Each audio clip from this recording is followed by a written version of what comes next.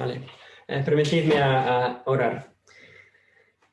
Señor, gracias por este día, Señor, en que tú nos has dado, Señor, para descansar en ti como un pueblo. Señor, a pesar de las circunstancias, a pesar de muchas enfermedades, a pesar de muchas cosas que están pasando en nuestras vidas, Señor, tú sigues fiel y tú sigues soberano sobre todo, y tú sí que estás usándolo 100% por nuestro bien, Señor, para ayudarnos a conocerte, para ayudarnos a glorificarte y deleitarnos en ti, Señor. Y por eso te damos las gracias. Aunque no entendamos, Señor, te conocemos, Señor. Y en eso tenemos paz y en eso descansamos, Señor.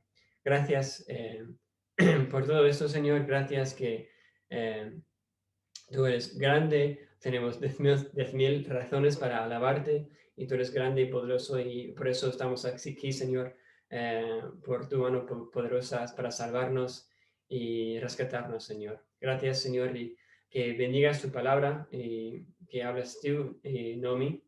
Y, Señor, para que tú, Señor, hables a nuestros corazones en este día. Es en el nombre de tu Hijo lo oramos. Amén. Bueno, no sé si os habéis dado cuenta que muchas veces en el día de hoy en la iglesia, sobre todo, usamos la palabra Señor para referir a Dios. Y es algo interesante, ¿no? Que es una palabra que es tan común, pero a veces ni nos damos cuenta de lo que quiere decir. O sea, ¿qué quiere decir esta palabra Señor? Seguramente que no puede significar como lo usamos a lo mejor en la calle cuando queremos dar respeto a un anciano, ¿no? Disculpe, Señor, pero en el contexto histórico, porque siempre se refiere a Cristo, a Dios como nuestro Señor. Y como vamos a ver, es tan importante que entendamos esta idea de esta palabra, que hasta nuestra eternidad depende de que lo entendamos, que lo captemos bien. Y de eso vamos a estar hablando hoy. Vamos a volver a Lucas y vamos a terminar este capítulo en solamente 4 versículos. Vamos a estar en Lucas capítulo 6 de nuevo y los últimos 4 versículos, 46, 7, 8 y 9. Y vamos a estar este concepto. Y lo que vamos a hacer en esta mañana es entender mejor qué quiere decir Señor por dos maneras principales. Cómo eso nos ayuda a entender la enseñanza de Cristo aquí y cómo lo aplicamos a nuestras vidas cotidianas, ¿vale? Así que leímos en Lucas capítulo 6, empezando en 47. Y dice, ¿y por qué me amáis, Señor, Señor, y no hacéis lo que yo digo? Vale, la palabra en el griego original de este texto es kurios. Y kurios literalmente quiere decir como amo, dueño, gobernante de todo, es soberano. Lo que quiere decir Señor es en la Biblia, en la teología en sí, explica cómo Dios es soberano y señorea sobre todas sus cosas y tiene autoridad sobre todas las cosas y no para de tener ese control, de usarlo todo para sus propios fines. Y es lo que está diciendo aquí. Cuando llamamos Dios Señor, como toda la creación tiene como su Señor Dios en la Trinidad, sabemos que está sometiéndose la creación a esa autoridad. Y cuando nosotros decimos que es también nuestro Señor, decimos que también nosotros nos sometemos bajo esta autoridad de Cristo, ¿vale? Y otra manera que nos ayuda a entenderlo es entender el siglo en que esto fue escrito. En el primer siglo, los cristianos eran llamados ateos. Es bastante raro, lo sé. Es que eran llamados ateos, ¿por qué? Porque era tan común en aquel entonces creer en un montón de dioses. Y los judíos y los cristianos, por ser tan arrogantes, negaron a creer en cualquier otro Dios, sino el suyo. Pero lo que hicieron que los cristianos eran especialmente raros, era por el Imperio Romano, porque al Imperio Romano les daba igual en qué Dios creías, de forma que solamente que también añades a sus dioses a tus creencias, adoraciones y sobre todo adoración a César, no el palomino, sino el romano, que adoras el César sobre todo, y era tan importante y para ellos, porque, o sea, les daba igual, como he dicho, en qué Dios creías, solamente que añades también a sus dioses y sobre todo adorar y pagar tributo a César. Y una manera de adorar el César, digamos, era quemar algo de incienso y decir una frase que era Kaiser Curios, que era César es Señor. Pues los cristianos, lo que ellos negaron a adorar cualquier otro Dios y ellos, en respuesta a esto, ellos dijeron, Christos, curios, Cristo es Señor. Y como veis, era como traición total. Y por eso había tanta persecución hacia los cristianos por parte de los romanos. Así que hemos visto que llamar Dios Señor, a Cristo Señor, tanto dice que tú estás sujeto a su autoridad, ninguna otra, y estás leal a Cristo y solamente a Cristo. ¿Vale? Ese es el contexto en que estamos leyendo aquí. Y también nos ayuda a entender por qué Cristo dice lo que dice, ¿no? Me amáis, Señor, pero no estáis sujetándoos, no estáis bajo mi autoridad, no estáis obedeciendo lo que digo. Y es tanta una contradicción. Hace un par de meses, María y yo tuvimos que comprar una silla para ayudarla con su espalda, ¿no? Y cuando habíamos comprado la silla, había un papel así de grande con instrucciones y que teníamos que tener mucho cuidado en cumplirlo en un proceso muy, muy complicado, ¿no? Y hasta había pegatinas en la silla, no toques esto hasta que hagas esto. Era, era un rollo un poco en cuanto a esas cosas. Pero imagínate que a mí me da igual las instrucciones, los tiro, digo, yo me puedo apañar solo, ¿no? O sea, no necesito tales cosas. Y intento hacer la silla sin instrucciones. Pues a lo mejor llego a montarla como debe ser más o menos parecida, pero a lo mejor también cuando llego a sentarme en ella, a lo mejor también destruyo la silla y a lo mejor hago daño a mí mismo, ¿no? Y eso es un poco lo que Cristo nos ayuda a explicar en los siguientes versículos. Seguimos leyendo en 47, en capítulo 6, y dice, todo el que viene a mí y oye mis palabras y las pone en práctica, os mostraré a quién es semejante. Es semejante a un hombre que al edificar una casa cavó hondo y echó cimiento sobre la roca. Y cuando vino una inundación, el torrente rompió contra aquella casa, pero no pudo verla porque había sido bien construida. Pero el que ha oído y no ha hecho nada es semejante a un hombre que edificó una casa sobre tierra sin echar cimiento. Y el torrente rompió contra ella y al instante se desplomó y fue grande la ruina de aquella casa. Vale, vemos aquí una ilustración fenomenal de Cristo. Vale, tenemos un hombre que declara y profesa a Cristo como Señor y también o sea, somete a su autoridad. Y es como un hombre que edifica una casa, dice, y se cava hondo y establece un fundamento bueno, porque, o sea, ese es su fundamento, ¿no? Y luego viene el día del juicio y tanto el hombre y su casa están a salvo. Pero luego hay otro hombre que también dice que Cristo es Señor, pero no hace caso a lo que Cristo dice, y es como dice un hombre que no tiene este fundamento, no cava hondo para establecer ese fundamento, y cuando venga la tormenta, cuando venga el juicio, se destruye todo, a lo mejor tanto el hombre como la casa.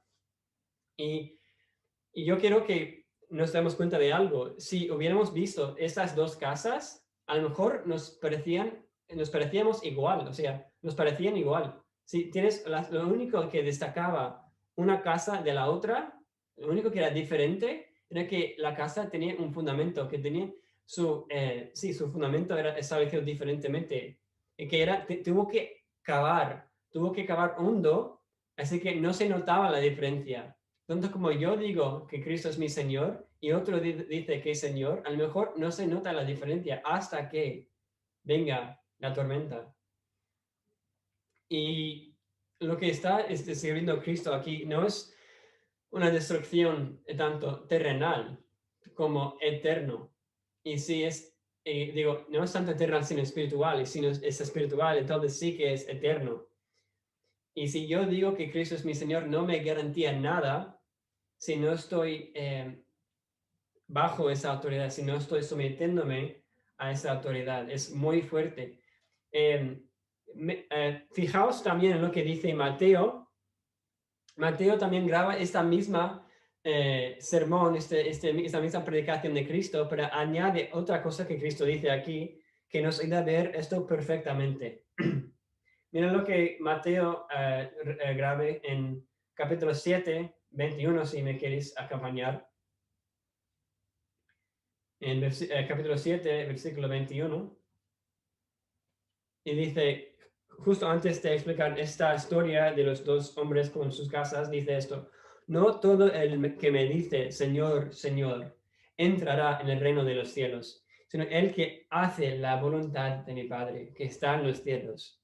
Muchos me dirán en aquel día, Señor, Señor, ¿no profetizamos en tu nombre, y en tu nombre echamos fuera demonios, y en tu nombre hicimos muchos milagros? Y entonces les declaré, jamás os conocí, apartaos de mí, los que practicáis la iniquidad. Estos a lo mejor son los versículos que más te hacen temblar, son más fuertes en toda la Biblia, que están haciendo cosas para Cristo, digamos, pero cuando venga el día de juicio, Cristo dice, ni os conozco. Y es fuerte.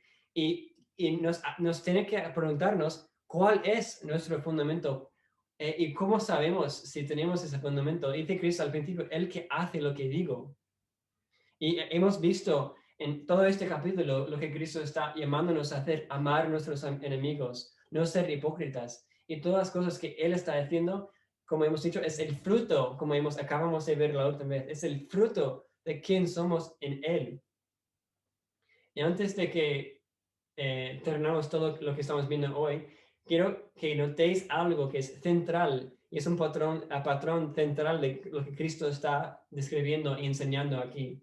Fijaos de nuevo en capítulo 6 de Lucas, en el versículo 46, le digo 47, y dice, todo el que viene a mí, oye mis palabras y las pone en práctica, os mostraré quién es semejante. O sea, el patrón necesario para nosotros es que venimos, oímos y cambiamos. Esto es lo que Cristo está diciendo, que tiene que ser esas tres cosas. Si decimos que Cristo es nuestro Señor, entonces venimos, oímos y cambiamos. Y lo que yo he notado en mi propia vida es que en nuestra cultura, sobre todo, de entretenimiento, y lo que pasa es que solemos vernos como solo consumadores o espectadores en la vida. Vemos una película, leemos un libro, lo que sea, y somos consumadores, somos espectadores. Y traemos esta misma mentalidad a la Biblia, a la palabra de Dios.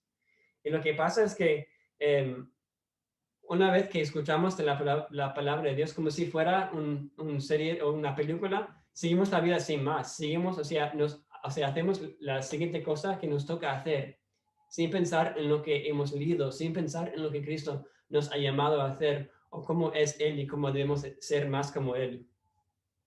Si Cristo es nuestro Señor, cuando nos habla por su palabra, hemos de escuchar preguntándonos, ¿qué he de empezar de hacer o parar de hacer? Porque me lo ha dicho el Señor, porque lo que he escuchado de Cristo. Y porque más que le conocemos, más como Él seremos también. Tanto como dijo Cristo en este mismo capítulo, si no recordáis, dijo, un discípulo no está encima de su maestro, más todo discípulo, después de que se ha preparado bien, será como su maestro. Y para hacer esto hemos de estar pendientes a la siguiente palabra de nuestro Señor.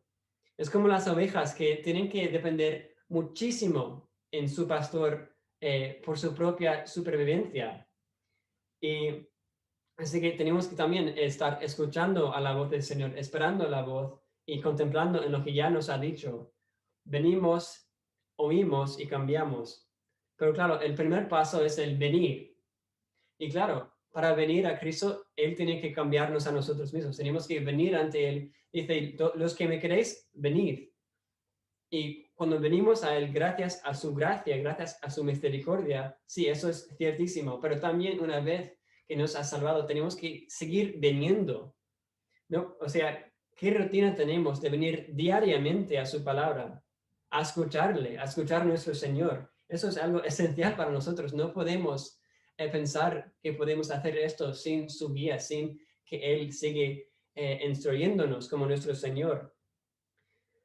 Así que venimos para oír y oímos para cambiar. Así que para terminar esta breve charla, os pregunto, si llamamos a Cristo nuestro Señor con la boca, también lo hacemos con nuestras acciones. Y si miramos a nuestras vidas y pensamos en esta historia de las dos casas, ¿cuál casa parece ser más nuestra vida? Vamos a orar. Señor, gracias por estos 4 versículos y como tú sigues llamándonos a ver, no, de verte como nuestro Señor. Señor, tú siempre has sido fiel a nosotros, Señor, y no queremos engañarnos a nosotros mismos, Señor, y tú nos has dado paz y seguridad de que somos tuyos, Señor.